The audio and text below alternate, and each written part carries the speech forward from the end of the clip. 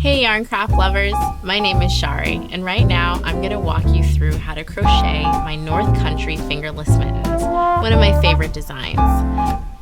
It's great for yarn nerds and experimental crocheters alike because the pattern is perfect for trying new wool blends and it uses a few fun techniques that I love. I came up with this pattern after looking and looking for the perfect mitten pattern.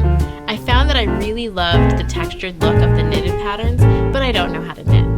I just started diving into the world of Tunisian crochet, which, as you may or may not know, has the ability to create fabrics that mimic the look of knitted designs.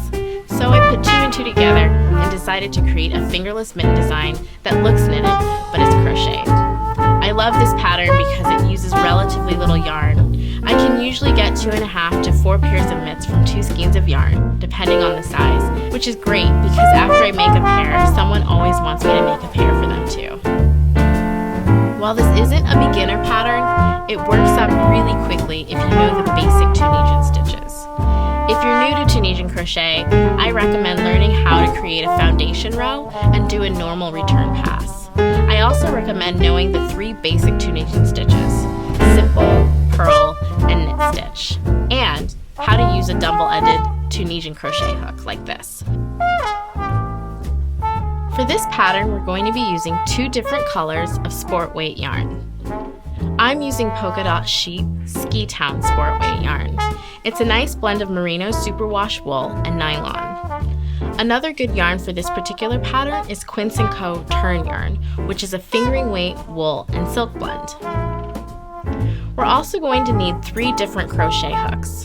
First, we're going to use a 5mm or size 8 Tunisian crochet hook. Then we're going to use a regular size 8 or H crochet hook. While we're working in the thumb gusset, we'll be using a size G or 6 double-ended crochet hook. The pattern for these mittens have instructions for small, medium, and large sizes. For this tutorial, I'll be following instructions for the medium size. But just to give you an idea of what each size looks like, here are some examples: medium, small, large. I can fit the medium, which will fit many women, and this is the larger size, which is the right size for my mom. As we go through the pattern, I'll give you some pointers on how to modify it for a very, very small child or for someone with much larger hands.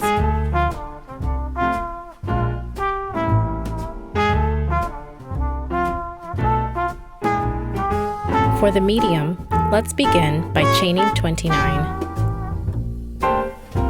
That'll be 27 chains for a small, or 31 chains for a large.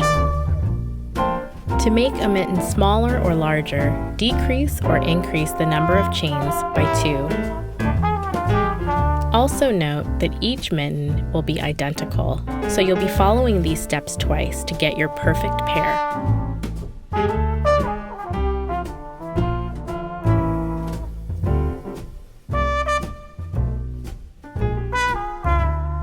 Now let's make our foundation row. For these mittens, we'll be casting on our loops through the back hump of each chain. Skip the first chain and draw up your loops through the remaining chains. It's important to keep your tension nice and relaxed. Tunisian stitches can make your fabric more prone to curling, which is why going a couple sizes larger on your hook is a good idea.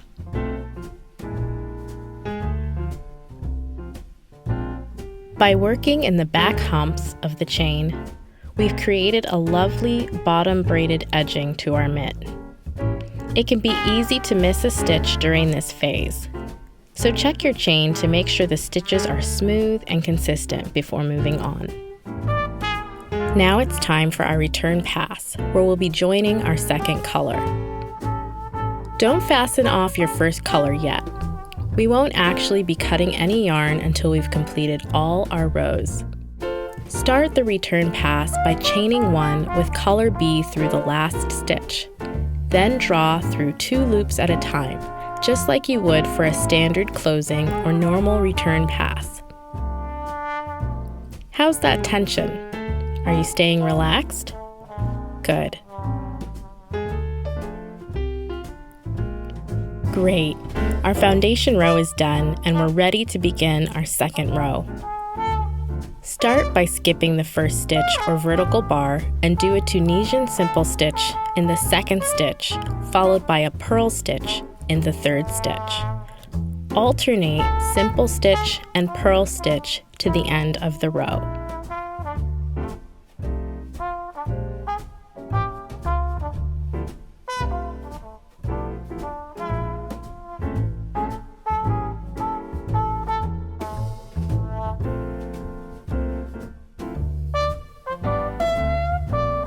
Do a purl stitch under the 2 vertical bars of the last stitch of row 2.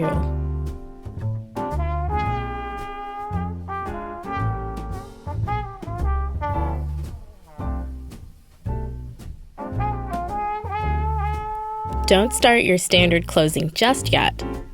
This is where our first color is joined again. Pull color A in front of the loose ends, chain 1, and continue with a normal return pass.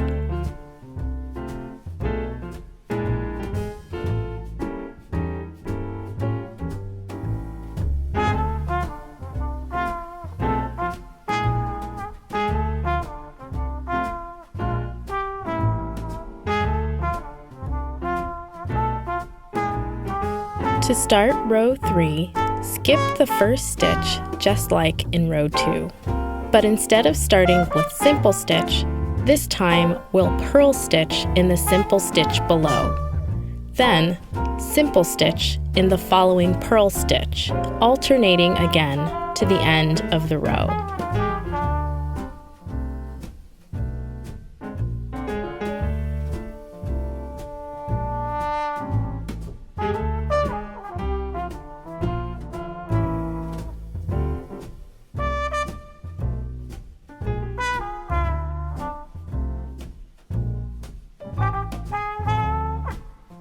At the end of the third row, simple stitch under the 2 vertical bars of the final stitch. Remember to pull color B to the front of your work and join by chaining 1 to start your return pass. Getting the hang of it? Fabulous! You've got this down. Now you'll just repeat rows 2 and 3 until you have 24 rows. That's 22 rows for a small size, or 26 for large. If you're making an extra small or extra large, decrease or increase the number of rows by 2. Welcome back! You should have 24 rows of a nice tweed-like fabric that lays flat. Go ahead and fasten off color B and tuck the end out of the way to weave in later. After the last return pass, you're probably thinking that top row looks a little naked. By using the following embroidery technique, we'll create a polished yet simple finish to our mitten. Insert your hook in between the first 2 vertical posts and do a slip stitch. Slip stitch between each vertical post to the end of the row.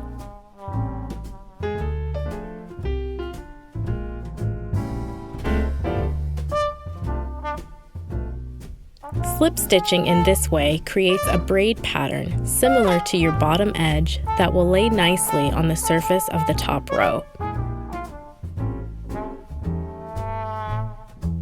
Before we continue, fold your fabric in half with the wrong sides together. Make sure the ending edge is in front facing you. The beginning and ending edges are not identical, so marking these stitches will help keep your work lined up as we work the edge and thumb gusset. With extra yarn, loosely tie the edges together in the corner.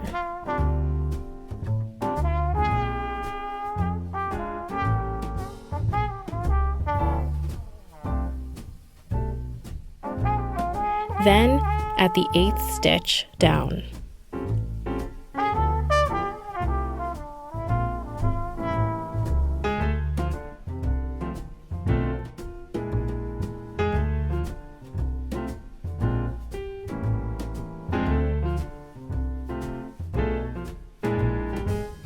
Then again, another 8 stitches down.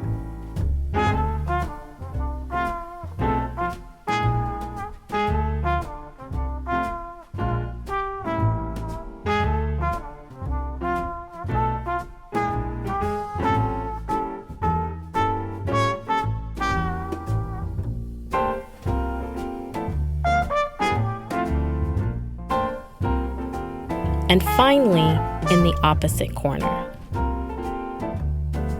If you're making a small, place your marker 7 stitches apart instead of 8. For large, 9 stitches apart. Extra small will be 6 stitches apart, and extra large, 10 stitches. Alright, let's keep going. Insert your hook into the corner at your first marker of both the beginning and ending edge and do a slip stitch to bind them together. Then, do a single crochet in the same corner space. Continue to hold the edges together as you single crochet the edges together in the next 7 stitches to your next marker. If you're having a hard time with the front edge, don't worry. It doesn't need to be exact, but inserting your hook under 2 strands of yarn will give that edge a clean look.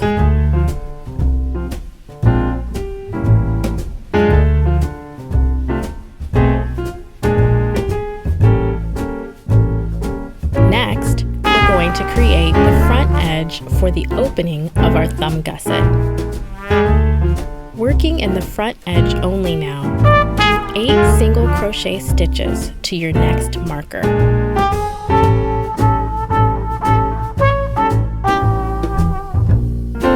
Remember, the stitches on this edge aren't exact, but as long as you evenly space your stitches and continue to work in 2 strands, your edge will look flawless.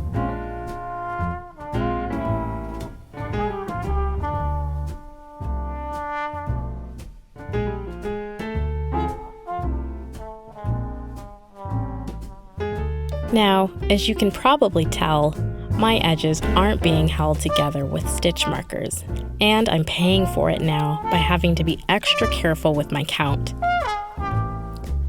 In your 3rd stitch marker, we're going to join both edges again with a slip stitch.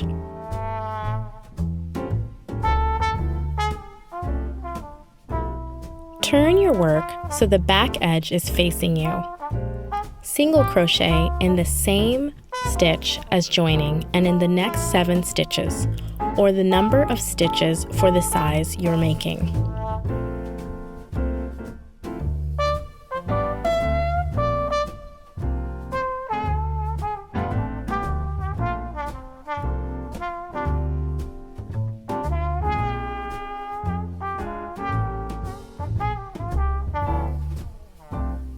Then, slip stitch in the back loop of the single crochet directly across from the last single crochet worked. Your thumb gusset opening is made. It's time to whip out our double-ended crochet hook, perfect for what we're about to do. We want our gusset to be nice and snug, so a G hook will give us those tighter stitches. Insert your hook in the back loop of the same single crochet as joining. Continue working in the back loops of the next 7 or so stitches.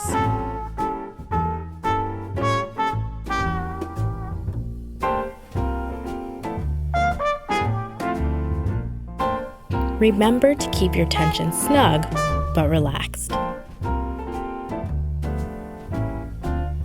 After casting on about 6 or 7 loops, you'll want to start working them off from the other end of your hook. Cast onto the opposite end of your hook with a second strand of color A yarn. Continuously pull through 2 loops at a time until only 2 or 3 loops remain. Then work another several stitches onto your hook from the front end. Keep working this way in the round until you've come full circle to the original join.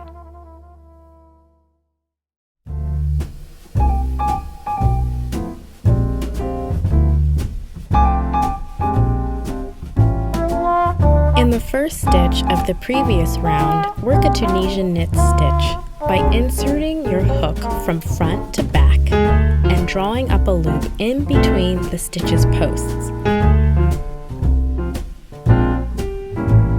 Continue to work knit stitches in the round, working them off as you go until you reach the unbound bottom seam of the mitten.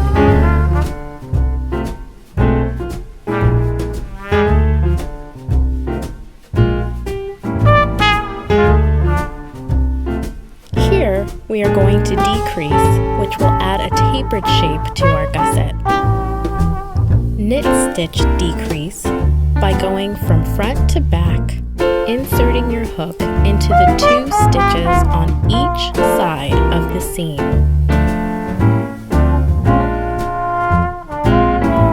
I'll do it again. 1, 2.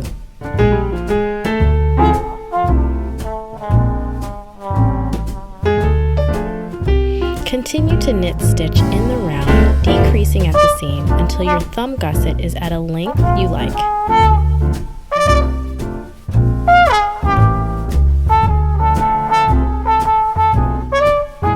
I usually do about 5 rounds with 4 decreases.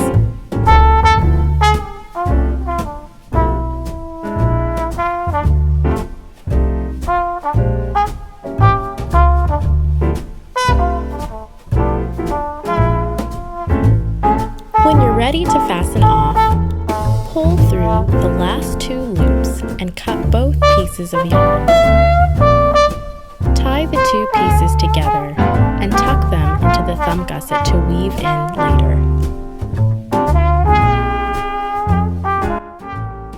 Make sure the beginning and ending edges are lined up nicely. Insert your size H crochet hook into the stitch below the bottom thumb gusset joining and join with a slip stitch.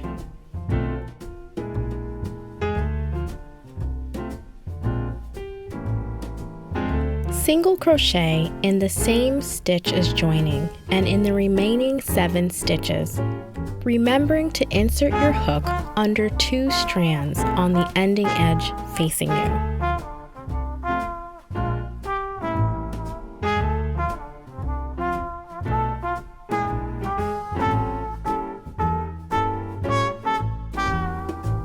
When you reach the bottom edge, cut your yarn and fasten off so that your stitches look smooth.